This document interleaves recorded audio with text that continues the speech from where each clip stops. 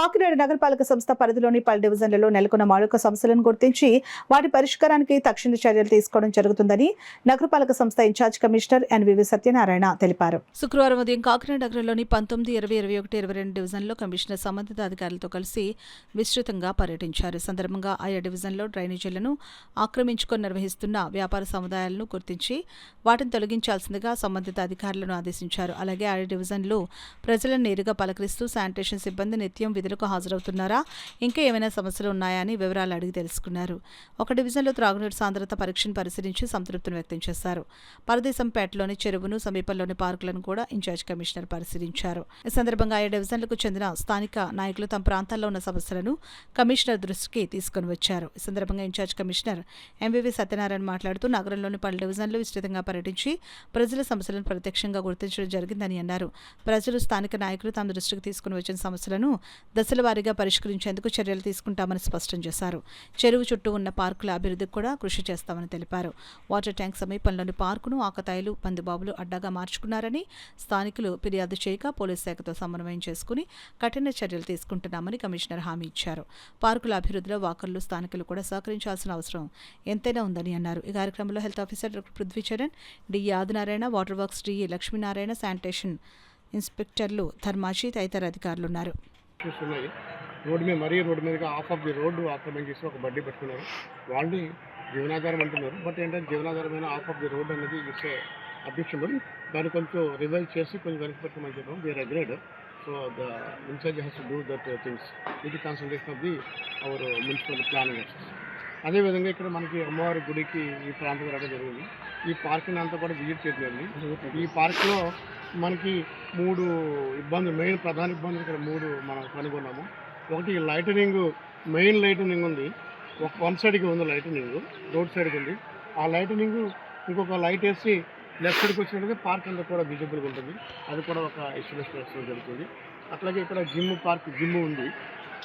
ఈ జిమ్లో గతంలోనే మనం ఎప్పుడో స్థాపించాము, జిమ్ పెట్టాము. అవి ఎక్కువ కొద్దిగా పాడయ్యాయి అన్నారు.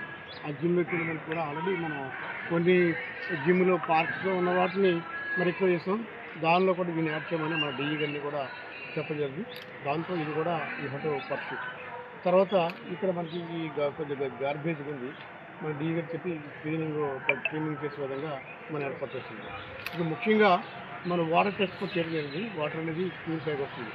మనకి ప్రజలందరూ కూడా నేను పర్సనల్గా రిక్వెస్ట్ చేసేది ఏంటంటే, ఈ ప్లాస్టిక్ నిషేధం అనేది మనం చేస్తూనే స్వచ్ఛ కాకినాడ, స్వర్ణ కాకినాడకి మనకు సాధ్యం ఉంటుంది. కొన్ని చోట్ల కొన్ని పార్క్స్ వారు మేనేజ్మెంట్ కమిటీ ఉంది, లేకపోతే ఒక కమిటీ ఏర్పడి వాకర్స్ అసోసియేషన్ కానీ, లేకుంటే చుట్టుపక్కల ఉన్న వాళ్ళు హౌసింగ్ అసోసియేషన్ గారికి కలిపి చాలా బాగా చేస్తున్నారు. వేరే అప్రిషియేట్. అదేవిధంగా ఇక్కడ కూడా మన వాకర్స్ వచ్చి వెళ్ళిపోతుంది కాకుండా చిన్న చిన్న విషయాల్లో మీరు కొంచెం కేర్ చేసినట్టయితే అది కూడా బాగుంటుంది. ఇక్కడ మళ్ళీ కొద్దిగా లోకల్ వాడు కూడా మనకి ఈ నైట్ టైంలో ఈ సంథింగ్ చేస్తామని చెప్పారు.